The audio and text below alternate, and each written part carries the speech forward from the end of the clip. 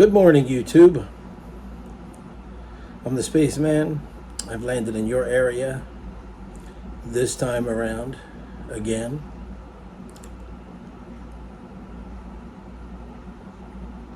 I'm smoking my newly acquired Lee Van Cleef pipe.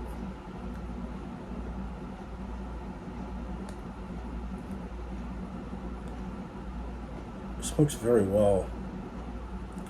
Very good smoker, indeed. And by the way, when I was unscrewing the stem, I had forgotten, I had just started unscrewing it. And basically, when you unscrew a stem from a Meerschaum and you unscrew it and you see threads, you're unscrewing that piece that's actually inserted into the shank.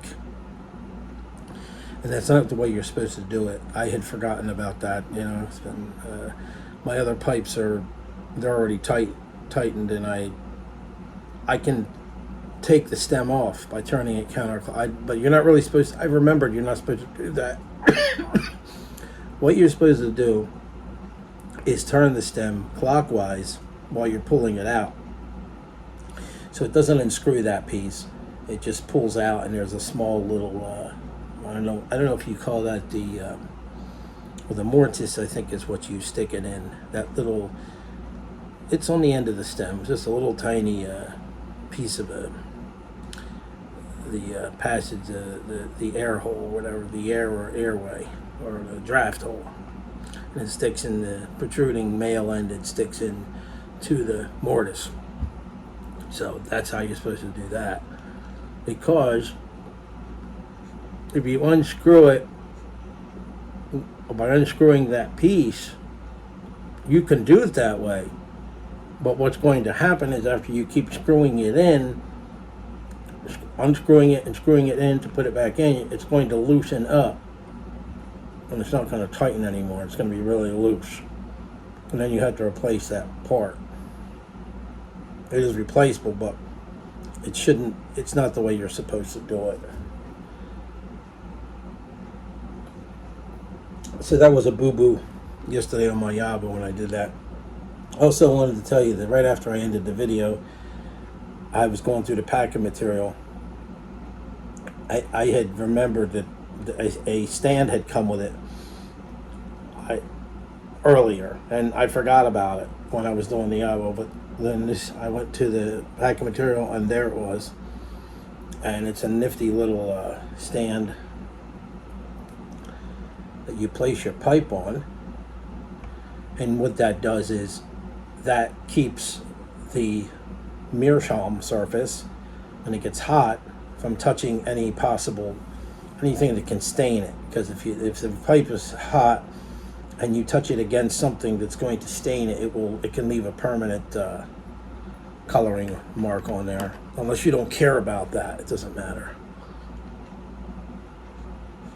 So why am I here today? Well,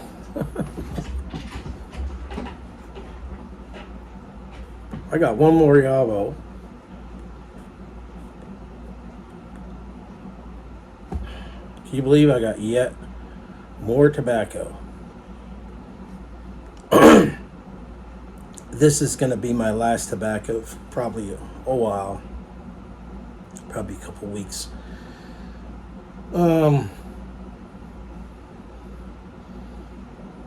Few weeks, I would say, maybe something like that, a couple weeks. So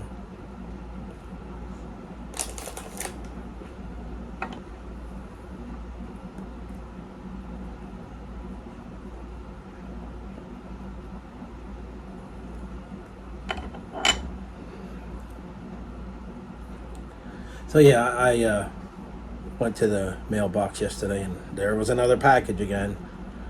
Oh boy, right? Another parcel. I'm back again with more tobacco. Boy, how much tobacco do I need to order? I'll tell you. Well, there's a lot of really cool blends that I like to try. And not necessarily going to be reorders either, but So this is from Pipes and Cigars. And with no further ado, let's get her open.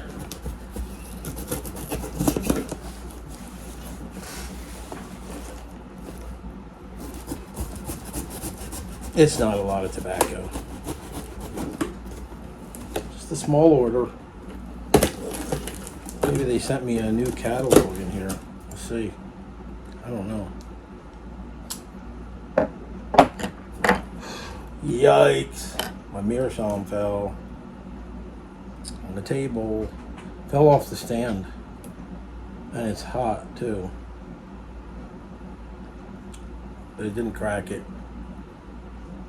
I think you have to drop them pretty from a high distance to crack them, but you got to be careful because you can when they're hot.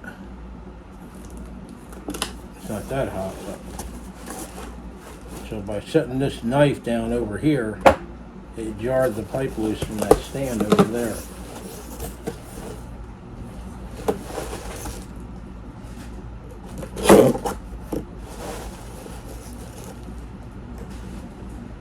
Probably not the safest thing to set your pipe on, right?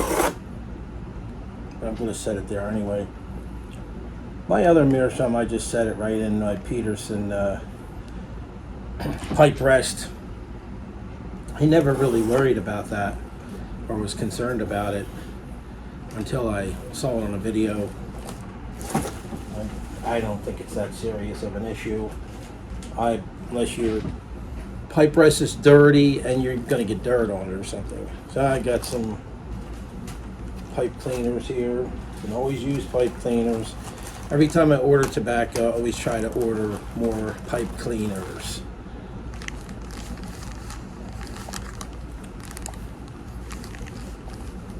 Alright, that I'm going to keep it there. Hey. So what have we got here? Well, I ordered this chocolate aromatic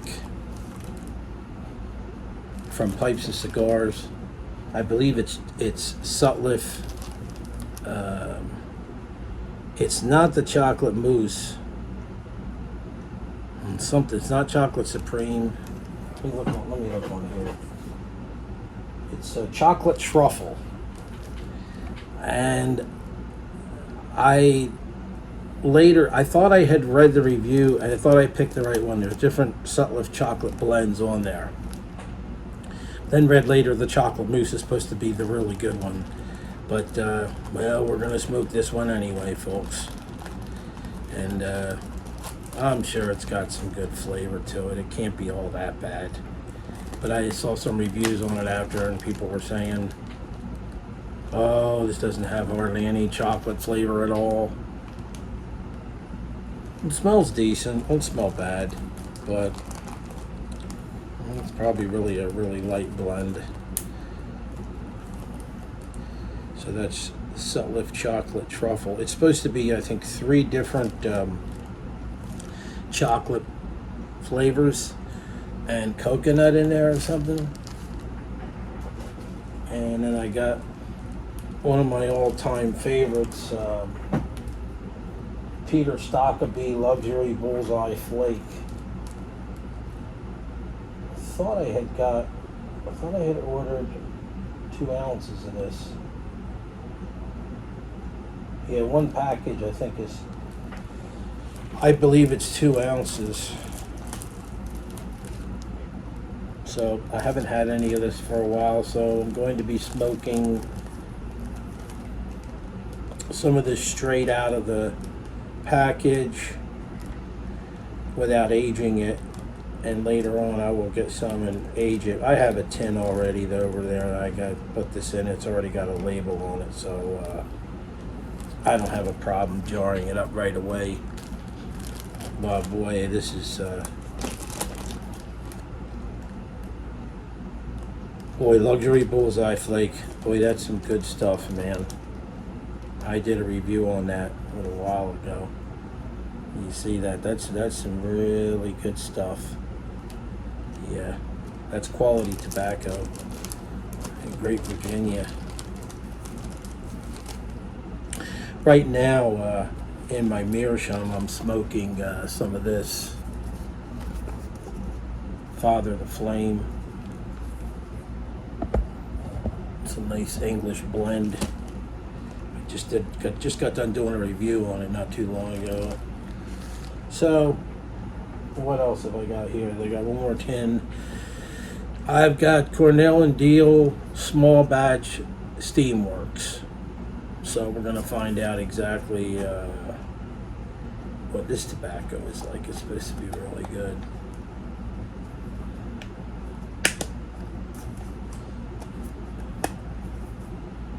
I believe, yeah, this one actually has some decent Virginias in it.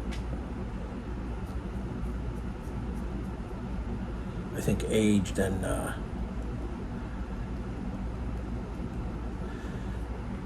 matured, whatever. Yeah, this Meerschaum's getting a little bit getting knocked around a little bit here. I don't know. It seems to be taking the punishment though. As long as you don't drop it from a high distance, I think I'll be okay. I'm gonna try not to let that happen anymore. So this Steamwork components are Old Belt Red Virginia 2019, 17 to 72 or 17.72% sugar, vintage heirloom Orientals 2005, and St. James Parish Perique. St. James Parish Perique.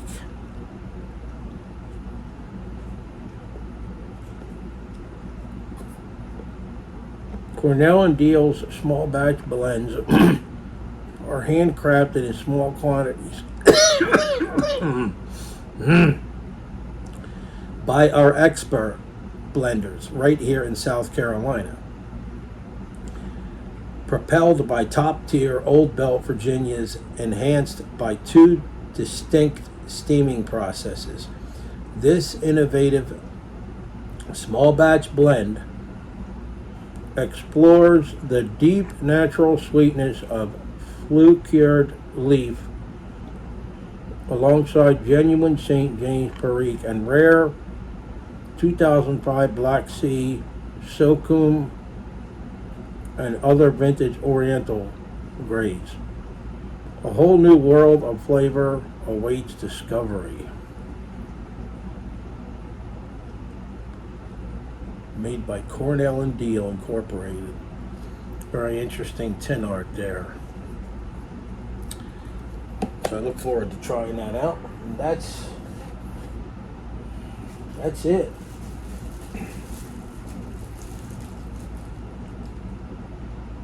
What the heck is that?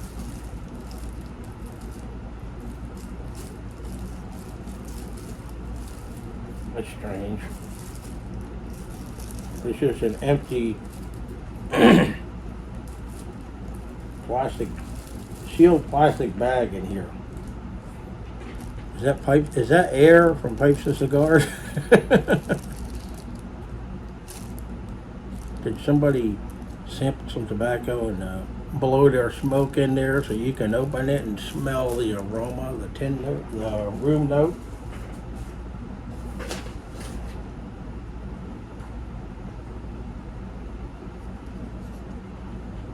Stand well, again.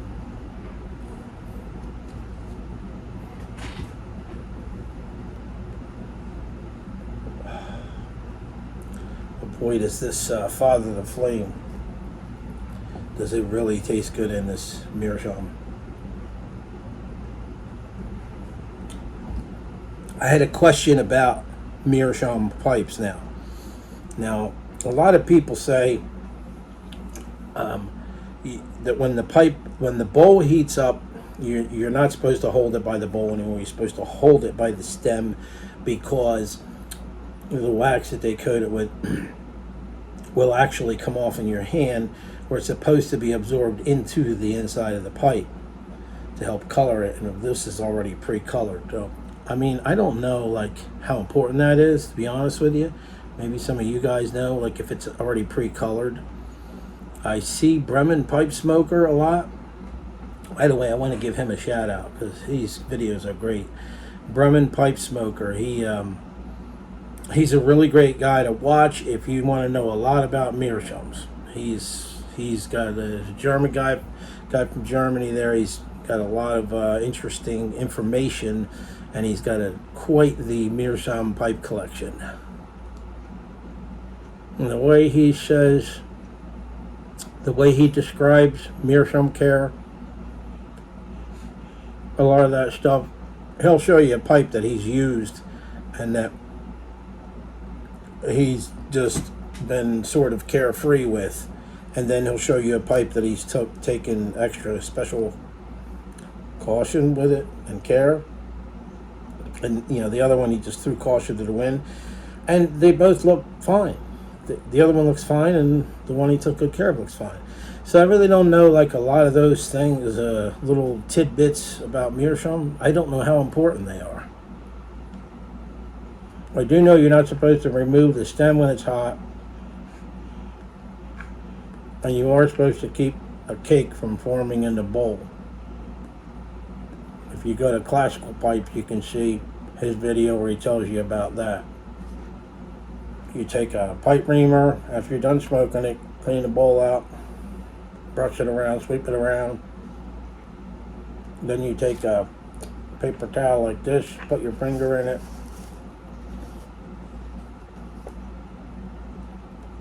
put it in the bowl, and spin it around. And then you're supposed to, he was saying you can take a piece of 500 grade sandpaper and put that in there, a little piece, and it's like kind of sand the bowl out a little, make it like real smooth.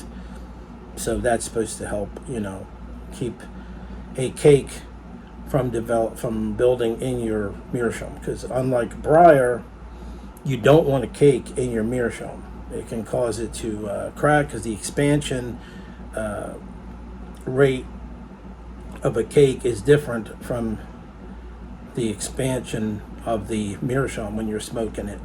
They expand at different rates, and that's not a good idea. That's not good. So that could probably crack your bowl or something, or do some damage, some kind of damage. I don't know.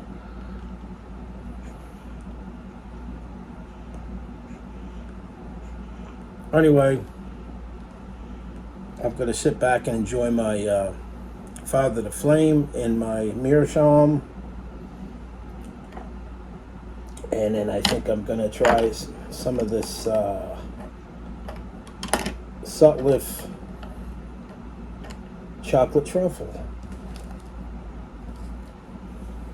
So I'll catch you all in the next video.